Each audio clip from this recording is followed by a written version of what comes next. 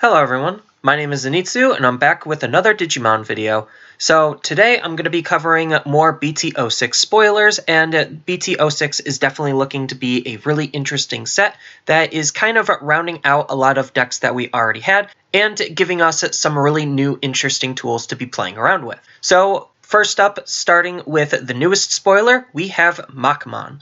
So Makman is a black level 4 Digimon. And stat-wise, it's doing nothing too special. 4 to hard play, 2 to Evo, 5000 DP, again, nothing too special.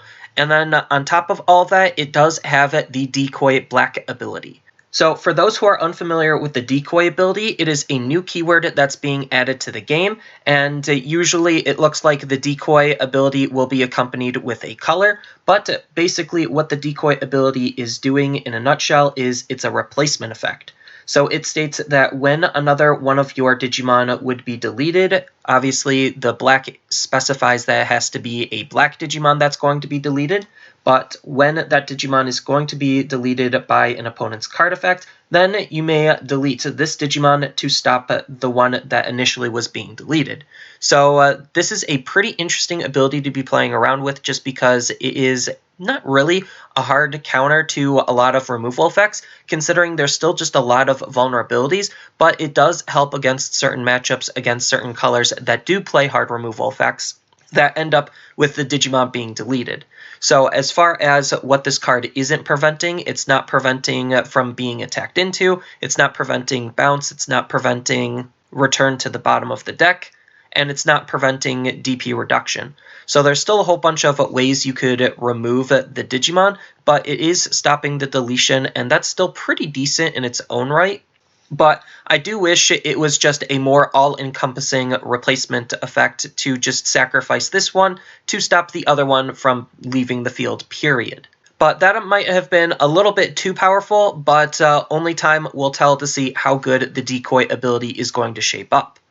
Next, we have a new version of Flameon. So this new version of Flameon is looking to be pretty interesting. He is a red level 3 hybrid Digimon that has a play cost of 4 Evos for 0 off of a red level 2 and has 3000 DP. So that's a little bit uncommon of a stat line, but I don't think for what it's doing it really matters, because you're just going to be Evoing it in your raising area most of the time anyway, and you're not really going to be hard playing it. And if you are hard playing it, then you could also play it off of Ancient Greymon, so it's not like the play cost really matters that much, but he's definitely a really interesting and really powerful because of his inheritable ability.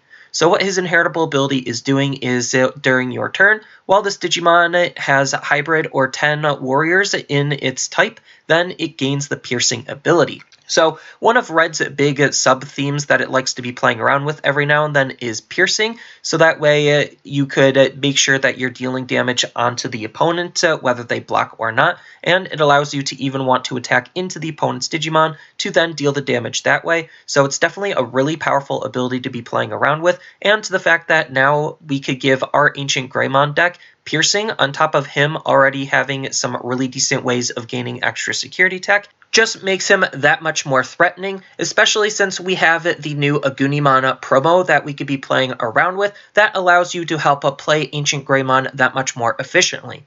So I definitely think between this new version of Flameon and a lot of his other tools that he's playing around with, he definitely can be a really powerful and really interesting deck. Whether he's going to be tier 1 or not is to be determined, but I definitely think this is a good step in the right direction, making sure that they give older decks some really decent support, and I definitely like the support that Ancient Greymon is getting here.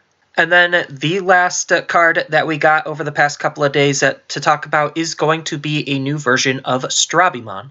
So Stabimon is the foil to Flameon because we have an Ancient Greymon deck and we have an Ancient Garurumon deck, and with the new promos, those decks are definitely looking to get a lot better. And now, thanks to Stabimon, the Ancient Garurumon deck is definitely also looking like it's getting a big upgrade.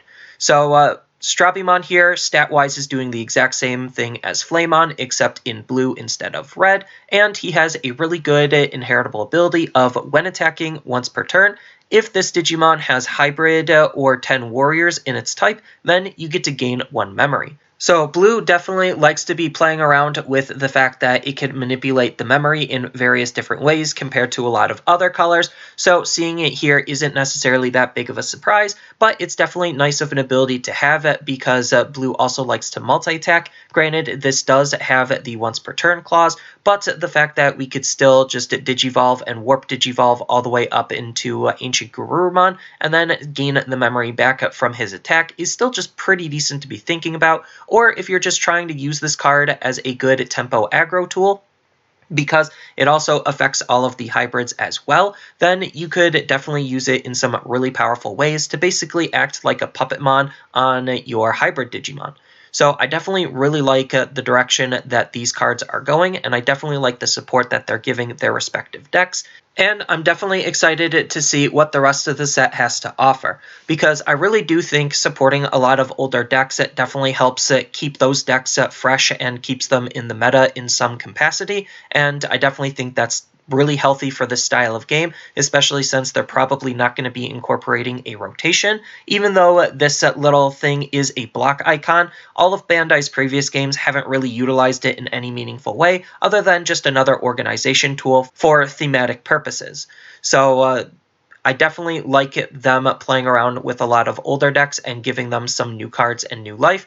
And I definitely think that the game is looking to be pretty interesting going forward. Again, they just need to utilize their ban and restricted list a little bit more often than they probably are, but that's an issue for a separate video. So that's all I really have for this video. As always, feel free to tell me your thoughts about any of the cards down in the comment section below. And don't forget to like, share, and subscribe for more content, and I'll see you in the next video.